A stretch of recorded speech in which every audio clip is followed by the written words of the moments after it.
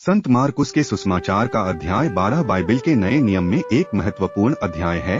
इस अध्याय में विभिन्न विषयों और प्रसंगों को शामिल किया गया है, जिनमें धार्मिक नेताओं से यीशु की बातचीत, एक विधवा के बलिदान की प्रशंसा और अन्य बातें शामिल हैं। यीशु के पवित्र नाम से शुरू करते इस वीडियो को। पहला भाग, दाख की बारी का दृष्टांत। इस अध्याय की शुरुआत एक दृष्टांत से होती है, जिसमें यीशु एक मनुष्य की दाख की बारी का वर्णन करते हैं, जिसे उसने असामियों को पट्टे दे दिया। जब मालिक ने अपने सेवकों को हिस्सा लेने भेजा, तो असामियों ने सेवकों को पीटा और कुछ को मार डाला। में उसने अपने बेटे को भेजा, लेकिन असमियों ने उसे भी मार डाला। यीशु इस दृष्टांत से यह स्पष्ट करते हैं कि यह धार्मिक नेताओं पर कटाक्ष है, जो भविष्यवक्ताओं और अंततः परमेश्वर के पुत्र स्वयं यीशु को अस्वीकार करेंगे। दूसरा भाग, कैसर को कर देने का प्रश्न।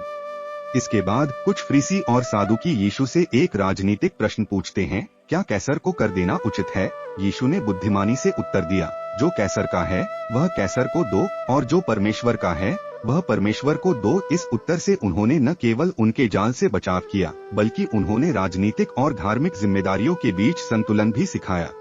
तीसरा भाग, पुनरुत्थान के बारे में सदूकियों का प्रश्न। फिर सदूकी, जो पुनरुत्थान में विश्वास नहीं करते थे, एक कहानी प्रस्तुत करते हैं कि एक स्त्री के 7 पति थे और सभी की मृत्यु हो गई। वे पूछते हैं, पुनरुत्थान के समय वह किसकी पत्नी होगी? यीशु ने उत्तर दिया कि स्वर्ग में विवाह नहीं होता, और यह भी बताया कि वे शास्त्र और परमेश्वर की शक्ति को नहीं समझते। चौथा भाग, सबसे बड़ी आज्ञा। इसके बाद एक शास्त्री यीशु से पूछता है कि सभी आज्ञाओं में सबसे बड़ी कौन सी है? यीशु उत्तर देते हैं, पहली आज्ञा यह है, तू परमेश्वर से पूरे मन, पूरी आत्मा, पूरी समझ और पूरी शक्ति से प्रेम कर। दूसरी यह है, तू अपने पड़ोसी से अपने समान प्रेम कर। शास्त्री ने इस उत्तर की प्रशंसा की। पांचवा भाग, मसीह दाऊद का पुत्र कैसे?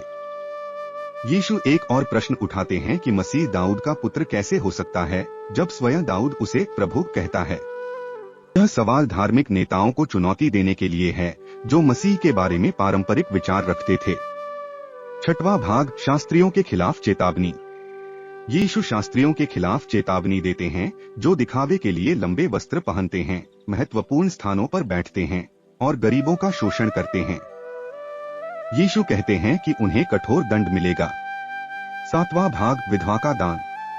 अध्याय का अंत मंदिर में एक विधवा के दान की घटना से होता है।